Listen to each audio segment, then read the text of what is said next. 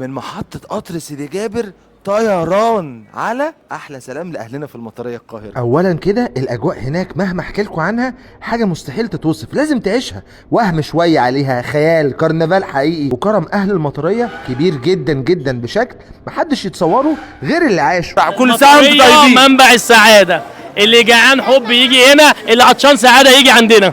احلى كلام يا جماعه. انا ما كنتش مصدق نفسي لما رحت المطريه ولقيت ناس كتير عارفاني. عايز اقول لكم الناس وقفتني تتصور معايا غير اللي سلموا عليا. لازم ما تفوتش السحور عندنا. ودي حاجه انا ما كنتش عامل حسابها خالص، ان وسط الزحمه دي كلها الناس تاخد بالها مني. ده غير لما رجعت كمان اسكندريه ولقيت ناس كاتبالي في الرسائل على الخاص. ده بقى شوقنا اكتر واكتر ان احنا نجيلكم القاهره قريب قوي، فانتظروا الخبر ده. عايز اقول لكم بجد الزحمه كانت ما تتوصفش، وعدد الناس ده كله بصراحه ما اعرفش كان هيفطر في 17 شارع بس ازاي. دول كانوا عايزين 2 مطريه على بعض يعملوا الفطار مش واحده بس، ده كمان غير اللفت. بس احنا برضو حاولنا نبقى كرمه، جبنا شويه هريسه من احمد حسنين وزعناها بعد الفطار عشان الناس تحلي. ما تنسوش تتابعونا عشان اول ما نيجي القاهره تبقوا اول ناس تعرف.